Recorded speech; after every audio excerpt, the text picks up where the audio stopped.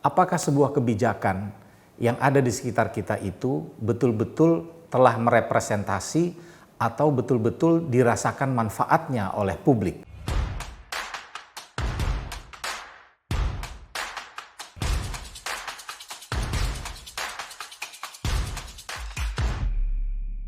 Assalamualaikum warahmatullahi wabarakatuh.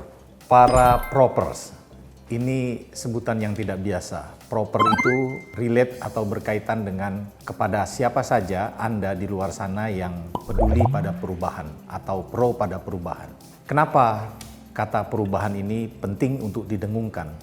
Karena biasanya hal yang harus berubah itu adalah fundamen yang menjadi keseharian kita di tengah masyarakat. Apa itu? Kebijakan publik. Pada seri kali ini, Siniar Republik akan mengajak para proper semua untuk mengkritisi sambil mempelajari dan juga tidak lupa untuk memberikan feedback terhadap apa yang kita sebut dengan kebijakan publik. Mungkin agak sedikit sulit menerjemahkan kebijakan publik di mata para propers atau di mata masyarakat. Tetapi jika kita melihat itu sebagai sebuah keseharian, misalkan ada satu hal yang kasat mata setiap hari itu bisa kita lihat dan ini berkaitan dengan kebijakan publik. Mari kita lihat jalan raya. Bagaimana cara kita menyeberang? Bagaimana cara mobil berhenti? Bagaimana para supir mengendarai mobil atau motornya? Kasat mata kelihatannya tidak ada kebijakan, tetapi sesungguhnya itu sebetulnya dimulai dari adanya kebijakan bagaimana orang harus berperilaku di jalan raya. Siniar Republik ini ingin mengajak kita semua, siapa saja orang di sekeliling Anda semua itu, agar menjadi orang yang punya pengetahuan paling dasar tentang apakah sebuah kebijakan yang ada di sekitar kita itu betul-betul telah merepresentasi atau betul-betul dirasakan manfaatnya oleh publik. Republik itu ingin mengkritisi ini. Apakah sebuah kebijakan itu misalkan memang betul-betul untuk kita? Siapa pembuat kebijakan? Umumnya pembuat kebijakan itu sebetulnya gampang dicerna. Siapa itu? Pemerintah. Dari mulai pusat, provinsi, sampai dengan kabupaten kota. Nah, di kota kecil kita, di kabupaten kecil kita misalkan, kita sering melihat banyak sekali aspek-aspek kebijakan publik yang dalam keseharian kita itu bisa kita temukan. Tetapi kita jarang mempertanyakan, ini sebetulnya siapa yang bertanggung jawab terhadap sebuah kesalahan. Ada contoh menarik misalkan beberapa tahun lalu, Kementerian Dalam Negeri itu menghapus lebih dari 3.000 perda yang ada di kabupaten kota. Pertanyaannya, siapa yang membuat peraturan-peraturan daerah itu tadi sehingga Kementerian Dalam Negeri perlu menghapuskannya? Kenapa itu dihapus? Apa untungnya buat kita kalau perda itu dihapus? Pertanyaan-pertanyaan fundamental ini menurut saya harus dicermati, harus dikritisi. Oleh siapa? Oleh kita yang pro kepada perubahan. Nah, para proper sekalian, di dalam Siniar Republik ini kita ingin mengembalikan republik, ingin mengembalikan publik itu menjadi sumber atau satu-satunya sumber utama yang harus dijadikan cermin oleh para pengambil kebijakan. Siapa itu? Birokrat. Birokrat itu dari mulai presiden, siapa saja, sampai gubernur, sampai bupati, sampai dengan wali kota, sampai dengan camat misalkan, itu adalah para birokrat. Siapa lagi yang biasanya bekerja dengan birokrat ini untuk menghasilkan sebuah kebijakan?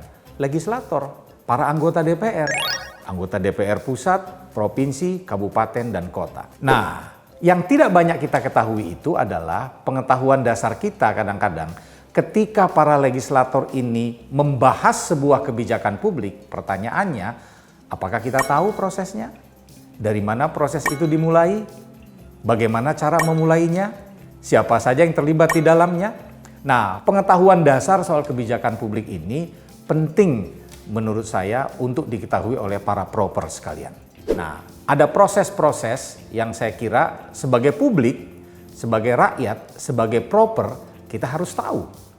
Kenapa kita harus tahu? Karena itu menyangkut hajat hidup orang banyak. Intinya adalah setiap peristiwa yang berkaitan dengan pengeluaran anggaran dari para birokrat itu adalah sebuah kebijakan publik. Nah, karena itu siniar Republik ini adalah ingin mengedukasi masyarakat, ingin mengedukasi para propers ini supaya kita lebih teliti, bisa lebih bijak melihat sebuah kebijakan publik, sehingga kita memprotes sebuah kebijakan itu kita punya dasar. Apa dasarnya itu? Mudah sekali. Di dalam siniar ini nanti akan kita bahas, akan kita lihat bagaimana misalkan cara kita memahami dokumen-dokumen kebijakan publik yang ada di daerah yang biasanya itu jarang sekali dibaca, bahkan oleh para politikus sekalipun begitu. Apa itu dokumen-dokumen kebijakan publik? Misalkan dari bagaimana RPJMD itu dibuat. Siapa yang membuat ini? Bagaimana cara melakukannya? Kalau dari rencana ini kemudian apa saja yang ditelurkan menjadi program-program prioritas? Publik tidak tahu dan tidak banyak tahu. Tiba-tiba setiap tahun ada kegiatan-kegiatan yang bisa jadi itu membuat kita kaget. Problemnya adalah ada problem-problem dalam kebijakan ini, problem politik utamanya itu adalah biasanya setiap pemimpin baru itu punya kebijakan yang baru. Padahal seharusnya setiap pemimpin yang baru itu tidak harus mempunyai program yang baru kalau program yang lama itu misalkan sudah bisa kita evaluasi. Kenapa ini penting? Penting karena setiap kebijakan itu setidaknya akan menyasar 3 stakeholder yang harus terlibat secara serius, secara intens dalam setiap usulan kebijakan. Siapa itu? Pertanyaannya adalah kalau soal siapa, tadi 2 sudah saya sebutkan. Pertama adalah birokrat, ya kan? Para pegawai, ya kan? Yang kedua adalah para legislator, anggota DPR. Nah, yang ketiga ini yang jarang sekali kita temukan itu adalah seberapa jauh keterlibatan kita, masyarakat. Siapa yang mewakili masyarakat untuk ikut terlibat dan berdiskusi intens dengan para birokrat, dengan para legislator. Untuk melahirkan apa? Untuk melahirkan sebuah konsensus yang kita sebut dengan kebijakan publik.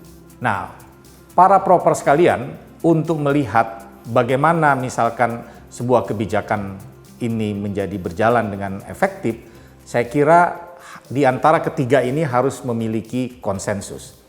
Nah, para proper bisa bertanya di sekeliling tentang siapa sebetulnya yang bertanggung jawab untuk melahirkan sebuah kebijakan. Nah, jika kita tahu, kita bisa ikut terlibat, disitulah kita ingin mendorong supaya di antara 3 stakeholder ini memiliki konsensus. Konsensus ini penting sekali. Dalam riset-riset yang digambarkan di beberapa negara maju itu, kebijakan publik kalau dilakukan tanpa konsensus ini bisa berjalan tidak paralel. Artinya apa? Birokrat mengeluarkan kebijakan sendiri tanpa dialog dengan legislator dan masyarakat bisa. Atau legislator mengusulkan program sendiri kepada para birokrat agar sebuah programnya itu bisa berjalan tanpa berdialog lagi, bertanya lagi kepada masyarakat, bisa.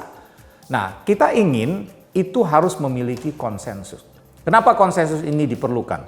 Pertama, untuk menjaga harapan.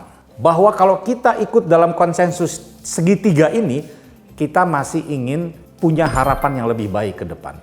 Yang kedua soal konsensus itu.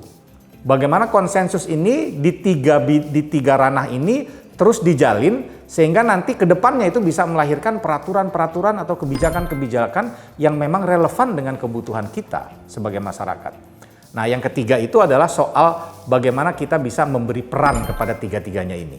Kapan peran perencanaan dilakukan oleh masyarakat? Kapan peran perencanaan penganggaran itu dilakukan oleh legislator? Kapan peran misalkan pengusulan dan lain sebagainya dilakukan oleh para birokrat? Nah, ini yang kadang-kadang tidak diketahui secara kasat mata oleh masyarakat. Begitulah siniar Republik ini ingin mengedepankan aspek yang kritis, yang tidak hanya menggugat tetapi juga memberikan solusi. Ingat, kita tidak cukup hanya berangan-angan. Sebab kata sebuah pepatah itu yang sangat terkenal sekali, wishful thinking is not a public policy.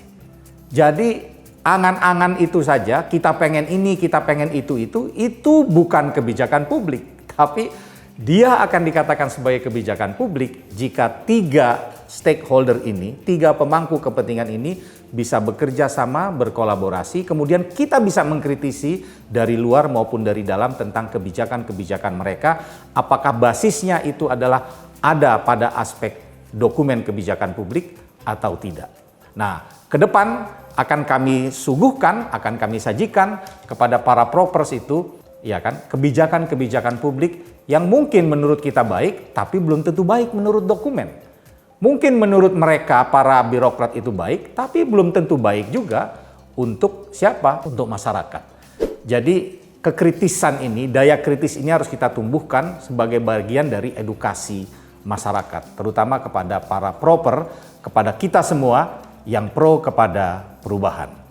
Terima kasih, sampai berjumpa di sesi-sesi selanjutnya, dan jangan lupa Anda terus mengikuti Siniar Republikan.